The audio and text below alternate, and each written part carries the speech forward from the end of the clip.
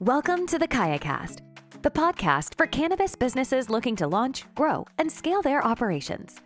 Each week, we bring you interviews with industry experts and successful retailers, plus practical tips and strategies to help you succeed in the fast-growing cannabis industry.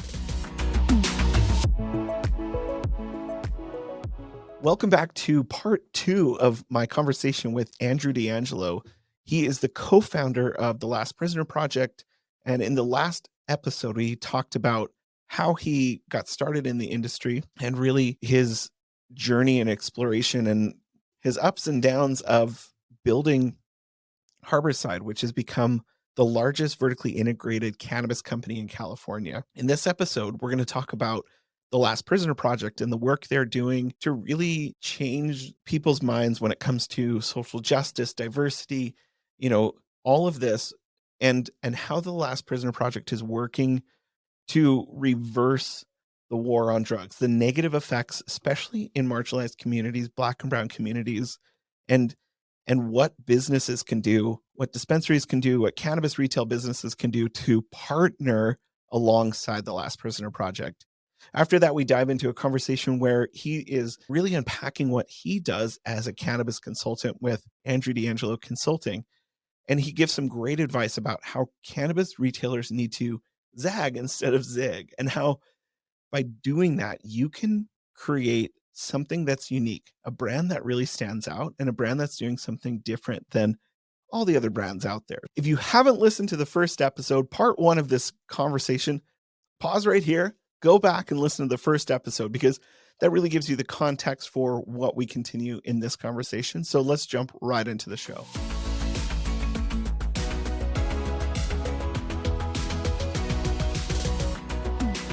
What was the inspiration behind starting the Last Prisoner Project? Because, you had this successful business and then you stepped out of it to start a nonprofit.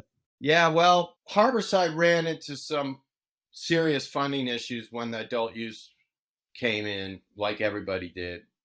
We already had some issues because we had been at war with the federal government, and that was very expensive for us. And we were still in litigation with the IRS at the time that adult use happened. So our reserves were zero, and we had to bring investors in, and the investors felt like the only way they could get their money was to take Harborside public and in the Canadian markets. And that's when we exited, because we didn't really know how to do that. It was a transaction we didn't understand. Our leveraging position was not super strong. At the end of that, I was really tired of dealing with transactions and money and, this sort of predatory environment I was in with investors, and wanted to get back to our roots. And I visited my brother in prison when I was 9 years old, and my brother got busted several times, and I got busted a couple times myself. So between the two of us, I think we were busted 5 times and spent quite a bit of time locked up, maybe a year between all of us, or maybe a little more than that. When you get locked up and lose everything and everything gets taken away from you, it leaves an imprint on your soul. And Harborside, like I mentioned earlier, we had a program that if you wrote a letter to a cannabis prisoner, we'd give you free weed. This relationship we had with our prisoners was always present in me and my brother, because it wasn't just us who got busted. It was our friends who got busted and our people we did business with who got busted. And then you have to bail people out, and you have to put up a legal defense, and all the money you saved is gone because 2 people got busted, and you're afraid they're going to roll on you and you're going to get busted, and you got to get a lawyer. All this stuff happens. If we don't, as citizens, end this madness, nobody will. The government's not going to do it. Okay, they're perfectly happy locking people up. I just got a letter from a woman who's facing a sentence in Washington, D.C. in federal court. And she had a little delivery service in Washington, D.C. for 4 years. And I don't know, they got her, and she's going to go to prison. She's sick. She can't drink tap water, and she's afraid she's going to die in prison. And it's still happening. People are still going to prison. They're going to prison for a long time, years and years and years. And Last Prisoner Project was started to try to get people out. And we're a post-conviction organization. So if you're fighting a case right now. We that's not what we do. We help you get out after you've been convicted. So that means clemency petitions. That means trying to get a pardon from the president. That means putting money into your commissary account so you can help deal with prison a little bit easier. We do that. And once we do get you out, or you get out on your own, or other people get you out, you can apply for a reentry grant up to, I think, $5,000 per prisoner. We've distributed over $1 million just this year alone in these reentry grants, $5,000 at a time. And that's quite a few families and people that we've helped this way. And so that's what Last Prisoner Project does. All of our funding comes from the industry. We have two main programs: Roll It Up for Freedom, which is a program for dispensaries. And you can do it digitally, or you can have a little bucket at the POS station and people get their change from their transaction and they roll it up into the bucket, or they roll it up in the digital POS system. And we've raised quite a bit of money that way from just regular people, patients and customers, putting in 35 cents, 58 cents, 92 cents at a time. And then we have another program called Partners for Freedom. And that program is for cultivators and manufacturers. And you can join our program and you can pay a little bit for each SKU that you sell. And you can put our logo on, not a small logo on your packaging, to let your customers know that you're supporting Last Prisoner Project and that you're righteous organization. So between those two programs, we get the bulk of our funding that way. We have some big companies like Dutchy and Ascend Wellness. And then there's also Happy Valley in Massachusetts, huge donors of ours. So we're trying to get more of those big high net worth donors. All those folks have multiple dispensaries, and they're in the Roll It Up for Freedom program. They've just done so well that they're approaching, $1 million of donations to LPP, because they've been doing it for a couple of years now. And this is huge for us. It's huge for our prisoners. It's huge for our constituents. And these companies are really stepping up because they know that by the grace of God, they're not in prison themselves. Okay. They're all breaking federal law. So until all of us are home, none of us are home. And that's why all of us in the industry need to contribute to Last Prisoner Project, or the Weldon Project, or Cage Free Cannabis, or some of the other groups working on this. We're not the only one, and everyone's doing great work and deserves support. What do you see as the number one thing that needs to change in the US when it comes to criminal justice reform? Like, you guys are working front lines. What is like one thing that needs to change? Or is there's probably like 100? Yeah, we need retroactive release and expungement. That means as soon as a law is passed in a state to legalize, everybody is immediately let out of prison and their records are expunged, whether they're in prison or not. Like, immediately. No, like, you have to go to a court or file a petition or go to some prosecutor who doesn't want to do it, or all these other things you have to do now, which is just very burdensome to people. It costs money just to get your record expunged. And if you're in prison, forget about it, right? You're sitting in prison because you've been convicted, and all of a sudden your state legalizes weed, and all these companies and all these people are making money legally doing the same thing you're doing at a much bigger scale, and you're sitting there in prison. How does that feel? Can you imagine how that feels? It must be absolutely infuriating, depressing, disgusting, all at once, right? And so this is the moral dilemma we're in. And the government, we need retroactive release. We have not been able to get retroactive release passed in one single state. We have not been able to get, we've had some more success with retroactive expungement. And so that's the biggest thing. We need retroactive release. We need retroactive expungement.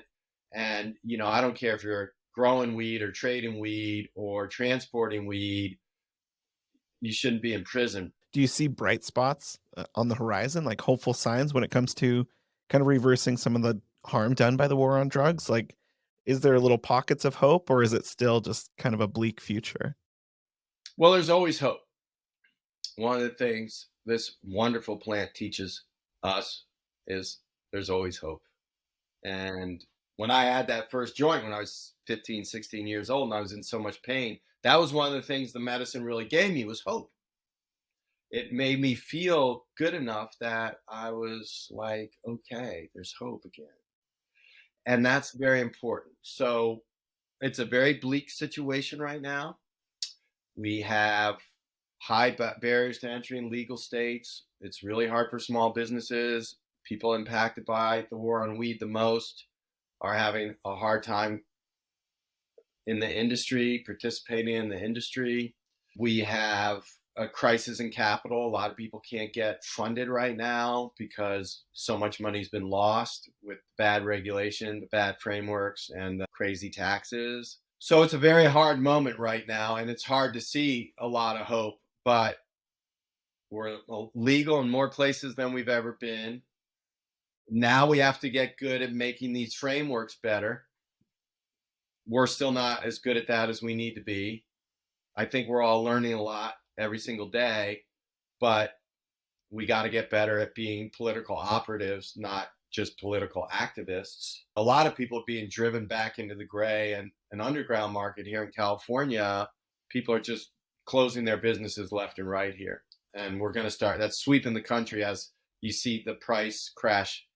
It's happening in Michigan now. It's happening in Massachusetts right now. And upstream, whatever happens upstream will eventually move downstream. So it's a very hard moment. But the hope is we're still making progress on the legal front. Places like New York, the frameworks are at least giving some kind of effort to address the wrongs of the past. I'm hopeful because I see that we're coming out of the shadows more and more and into the light. And eventually, I think the frameworks will have to change and get better for, I hope, our community. It's going to be a big struggle and a big battle, and it's happening right now all across the country. The soul of the cannabis industry is really being battled out right now. I envision an industry that has large players, medium-sized players, and small players. And that's what a healthy ecosystem looks like.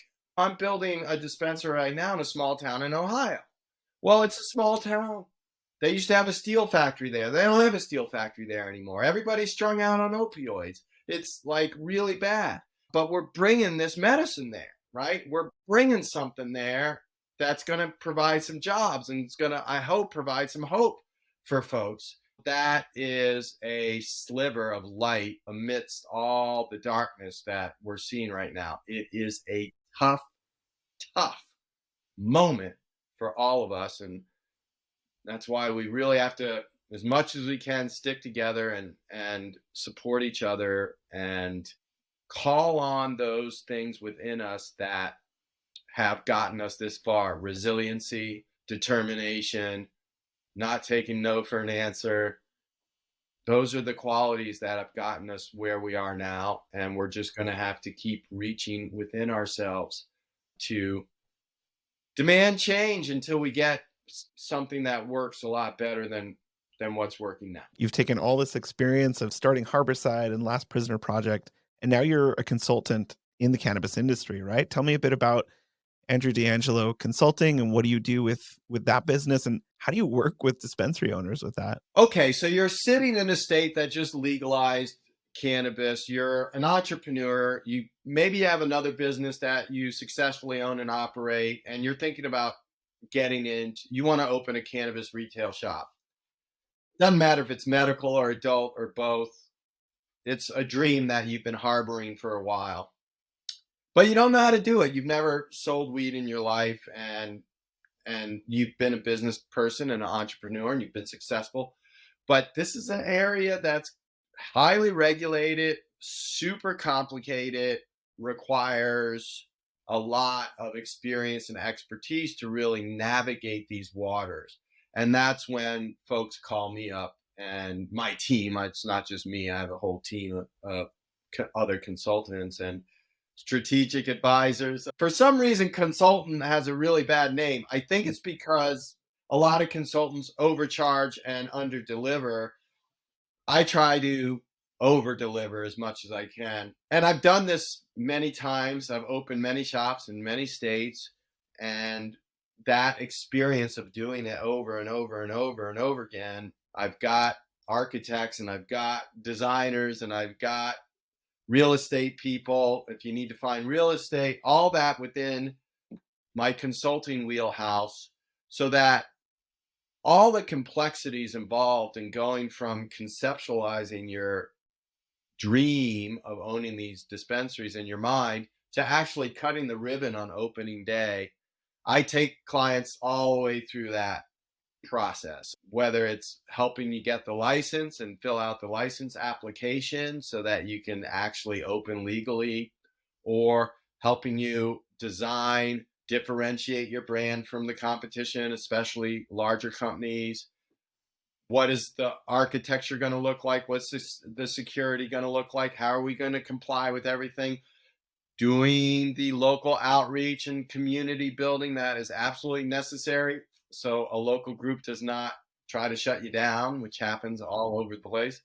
And also, managing the regulators, because you're going to be communicating with them a lot as soon as they hand you that license, and they're going to want you to open as soon as possible, because a lot of games have been played about people holding on licenses and trading licenses, and regulators are starting to get wise to that. So that's what I do. That's what I love to do, is take clients all the way through that process. Some folks want to just get a la carte from me. So they need a pro forma and a business plan and a deck. You need a store opening plan. You can engage us for that. You need to differentiate yourself in the marketplace and create a brand that zags instead of zigs. You can engage us for that. So there are a la carte options available to any client that wants them, depending on what stage of the process they're in to open their dispensary. But what I really love to do is go through the whole process with folks, from getting the license to cutting the ribbon, because we really can work closely together.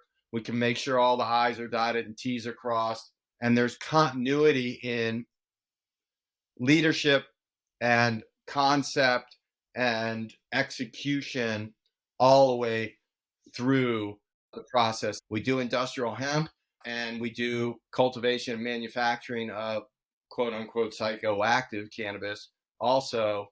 And now I'm getting into consumption lounges. I've got one client that's out there raising money for a consumption lounge that I think is going to be terrific if they can raise the money. And we're starting to get some more clients as those licenses drop in places like Nevada and Denver and Massachusetts.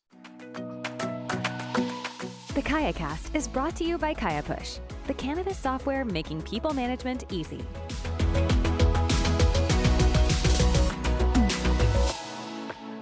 You give advice to retailers you said zag instead of zig. What does that mean? Like, do the counterintuitive thing, or what does that advice kind of look like? Yeah, it comes from a guy who wrote a book called Zag. And I think his name is Bill Newmeyer. I'm not sure, but he also wrote a book called The Brand Gap. And basically, if you look at the big MSOs in the space and you want to compete with them, you can't do the same thing they're doing. You just can't. So that's a zig. They're all zigging. They're all called, various different things. Zen Leaf, Verilife, they all have logos that kind of have something that looks like a weed leaf in it, but isn't a weed leaf, but kind of looks like one. You can tell it. And they're very sort of don't offend anybody, right down the middle sort of experiences, right? And they're all zigging basically in the same direction, because they're more about scale than they are about anything else. And scale is only done in two ways. You either buy it or you merge with it. So all those big companies, they're focused on that. They're focused on buying things that adds to their scale, or merging with things, usually distressed things, that help them with scale. but there's zigging towards scale. I want to zag to the customer, and I want to zag to the experience, and I want to zag to the product offerings that we're giving. I advise clients to zag when everybody is zigging. And then you can differentiate yourself in the marketplace and be different. So I'll give you an example. Here in California, in San Jose, there's a wonderful dispensary called Airfield Supply. They happen to be right next to an airport. So they didn't call themselves whatever the generic name is, Green Life. They called themselves Airfield Supply, and they have kind of an airport theme going on. The visuals are kind of airport like, and they got a little theme going on, right? A little bit different. They are doing more business in that shop than any shop in California. Any shop in California. They overtook Harborside, Oakland even. And they're zagging. Okay, they're zagging beautifully. And that's an example, right? Cookies, another example of a zag. That's what I was thinking. I was thinking of cookies. Cookies is a zag, huge zag. Who would have done that? Who would have had a logo of a cookie with a bite out of it in baby blue colors? Who would have thought of that? That's not something a big MSO would ever think of. And so it's a brilliant zag, and look what's happening to that zag. So the zags do better than the zigs. And every zig started out as a zag. Because once your zag is successful, everybody's going to zig after it, right? No one's really copied Burner yet in quite the same way, but there's a lot of people trying. His zag is now pretty solid, right, in the marketplace. Well, it's like that Steve Jobs, like, think differently, try something different. Cookies apparel is in skate shops. Like, I see, there's nobody else doing that. That's saying, hey, we've got something unique. Burner's putting out rap albums and doing all this stuff that like is so different, but it fits within the culture of cannabis. It's brilliant. And it's 100% him, authentically him. It's another thing I advise my clients. When we get in the whiteboard room, okay, I'm like, I need to see your family photos. I need to know all about your history. I need to know about what you love, what you're really into, the name of your pets. I need to know all that, because those are the raw materials we're going to use to figure out your zag. Because it has to be you.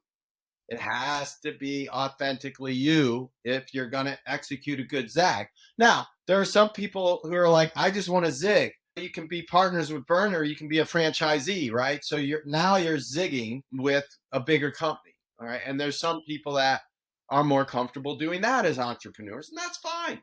That's not what I do as a consultant. What I do is I help people zag, because I think that's just more fun for me. I've been trying to build these bridges between stoners and suits, and failed miserably, man. I got to tell you, just failed miserably.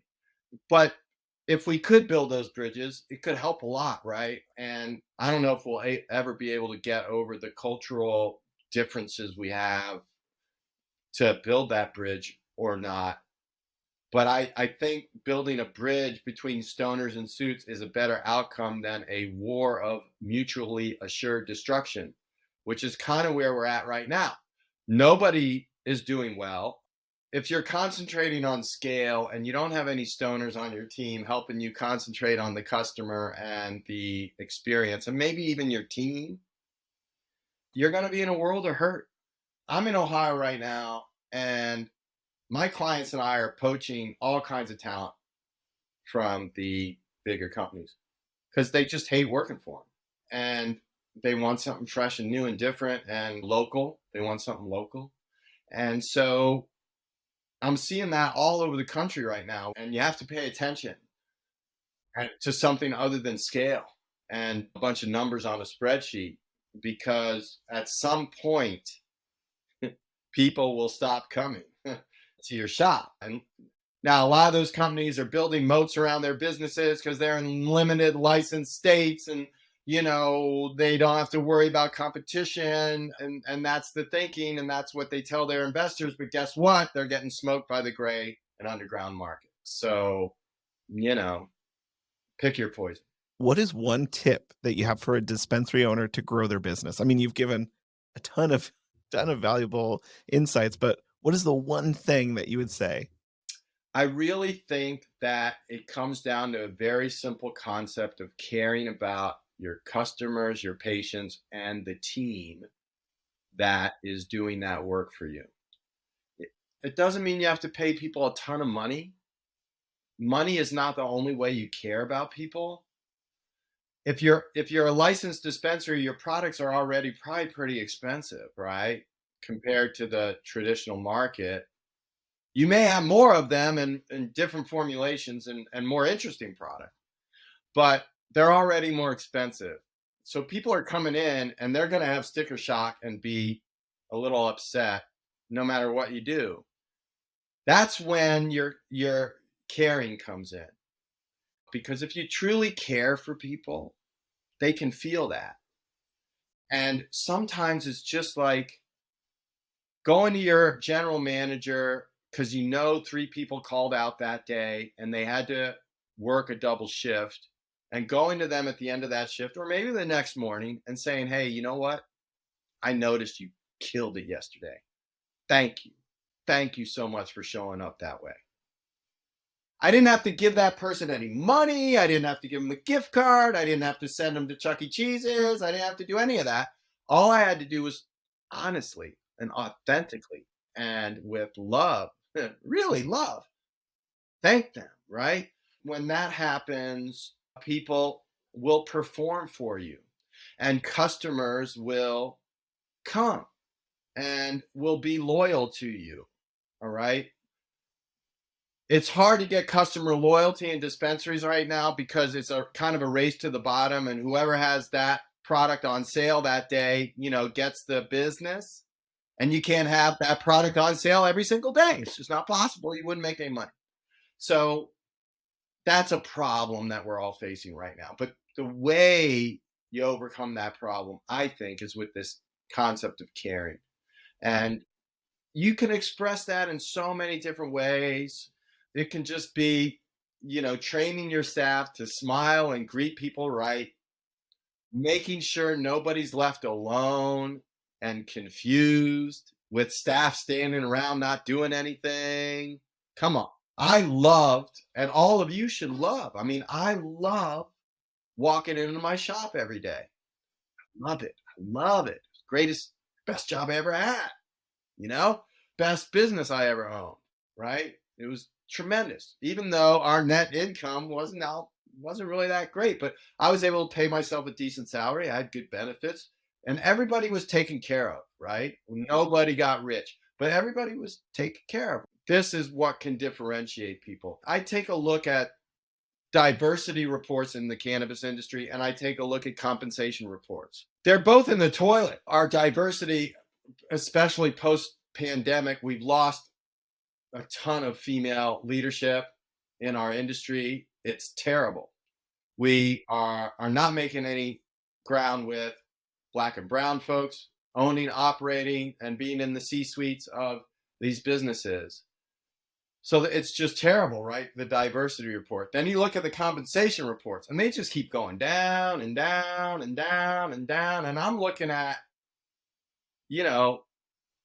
the rates that we're paying folks. And I'm seeing $10, $11, $12 an hour for bud tenders. That's crazy. That's too low. How can they stick around, right? And why should they learn all about the products? And why should they? Why should they? And it's that hourly rate plus a quota you have to hit or you're fired. So you know what? That's just not caring. Now, if you as a dispensary owner find yourself in a market where you're surrounded by a bunch of people doing that and you care and you pay, say, 16 an hour or 18 or 17, or you get people up to 20 pretty quick because they're performing at a good level, you will have the best talent and you will have people that care. In my experience, people who, even now, who want to come in this industry, even at entry levels, they care about cannabis, they care about patients, they care about legalization, they care about this. And that's why they're here. They want to make a career out of this brand new industry. That's why they're here.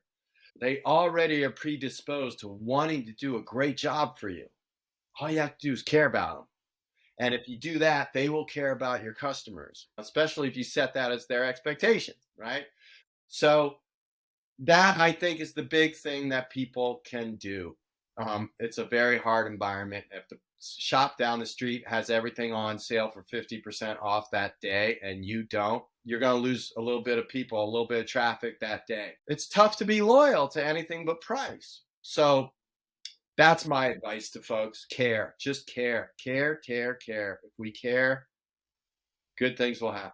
So if people want to connect with you, obviously, you have so many different places they can connect, and we'll have all of those links in the bio, in the website, all of that. But what's the best way for people to connect with you and find out more about what you're doing? Yeah, my website, andrewdeangelo.com. There's a email me, connect with me button all over the place. And it's info@andrewdeangelo.com. And I get those messages quickly. So I respond, someone will get back to everyone very, very quickly. Oh man. Well, Andrew, thank you so much for taking this time and for sharing your experience and everything. It was so valuable, and I really appreciate you being on the podcast. Thanks, Tom. I enjoyed my time here with you a lot. I look forward to next time.